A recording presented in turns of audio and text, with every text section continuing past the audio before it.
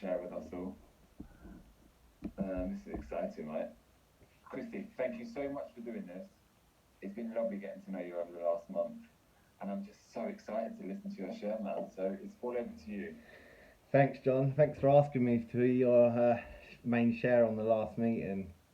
Um, I don't usually get too nervous on my shares, but I've really got butterflies this evening because I've got a lot of support, and do you know what?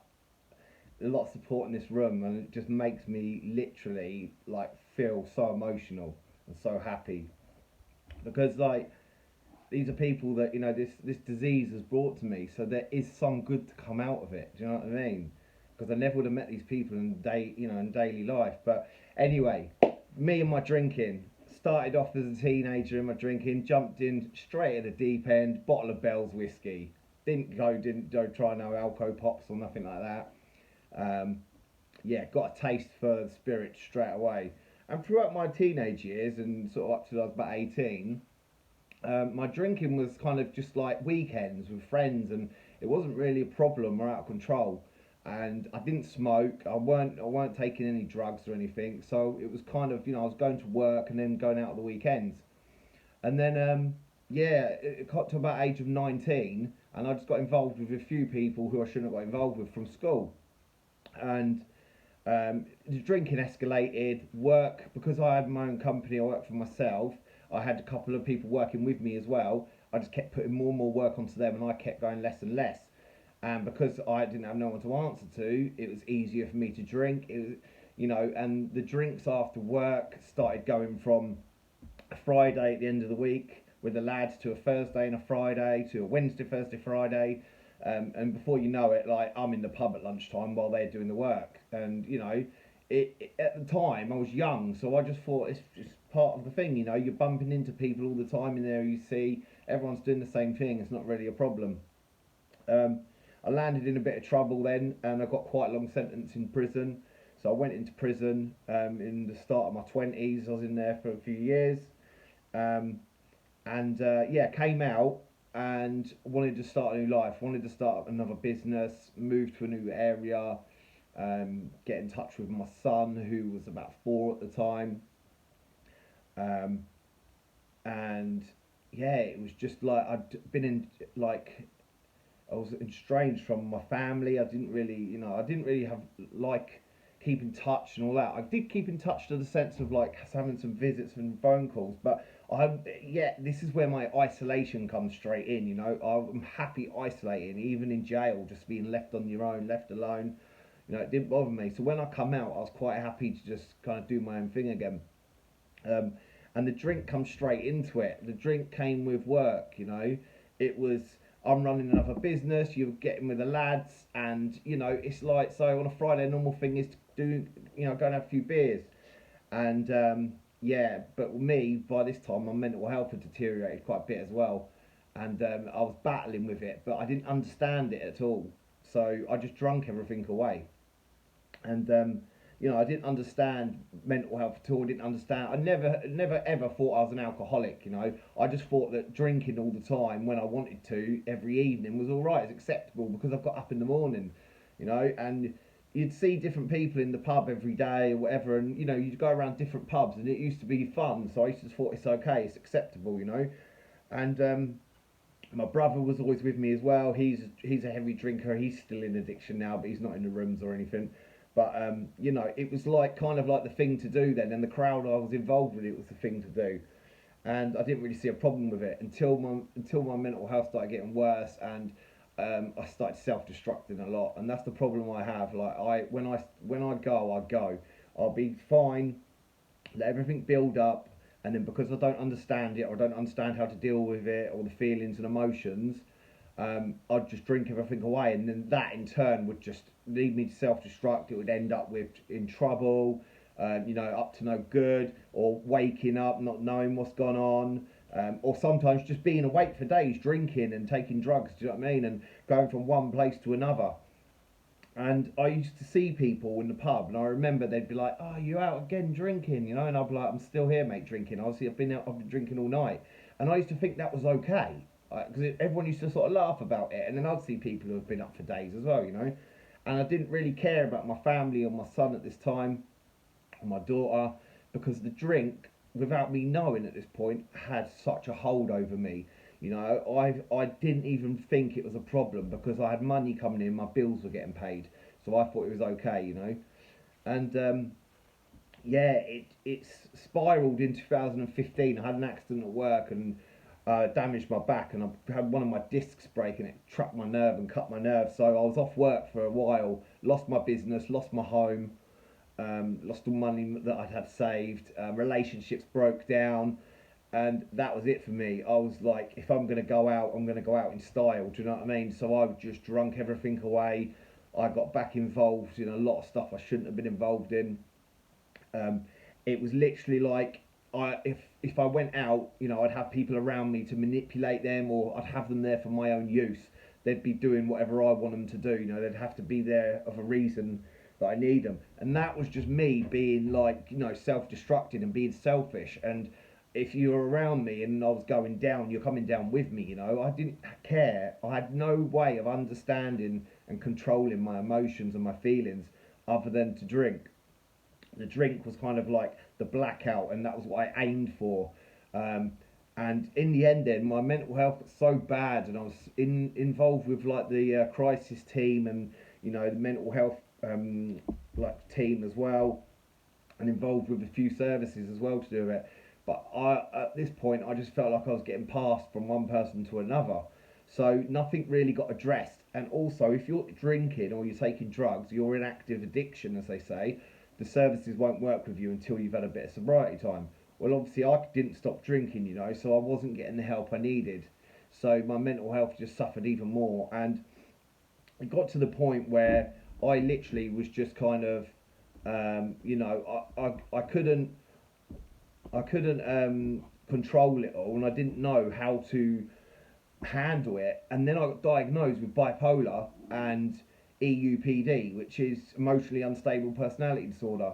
So basically, with bipolar and that, when I'm happy, I'm really happy and I'm kind of buzzing and I'm kind of like all off the walls. But when I crash and go low, I go really low. And there was a lot of times where I didn't understand this, and the drink mixed with medication mixed with cocaine was giving me all sorts of weird feelings and emotions. And the only way I saw to escape it was to try and commit suicide. And I felt at this point in my life I had nothing to live for. I'd lost everything. I'd messed up all my relationships with people.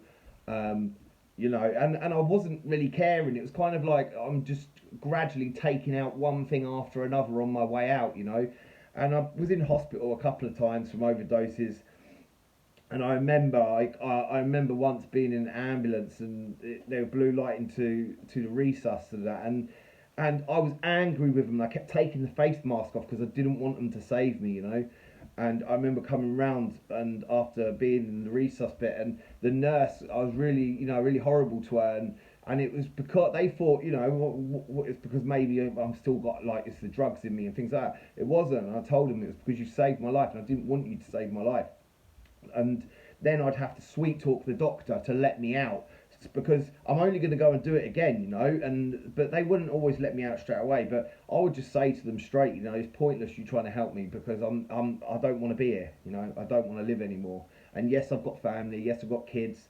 And but this is what the drink and addiction, mental health had driven me to, you know. It was to the point where the only way out I could see was for me to just not be here anymore. I thought everyone would be better off without me, you know.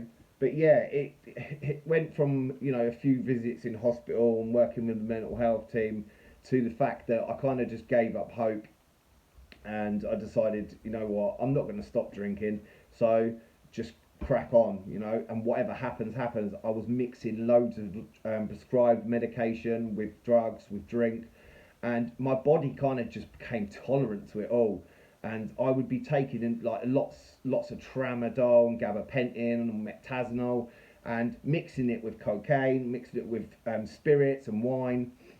And it got to the point then where I wasn't even going out to the pubs and that, you know, because I didn't want to even be around people. So I'd be at home and I'd be drinking wine by now, because I'd agreed, funnily enough, with one of the services that I'd stop drinking spirits, and that was me being the selfish, all about myself, grandiose person that I was. I thought I should have been praised for that, and I was like, why am I getting the attention because I've stopped spirits? But you know, I didn't understand at that time. Like, I just still thought the world revolved around me, you know, and I didn't really care. But so I was drinking wine, and it got to the point where I would make sure that I haven't got to go out for days. So I'd make sure I have, you know, at least like 10 or 12 bottles of wine there. That would last me a couple of days.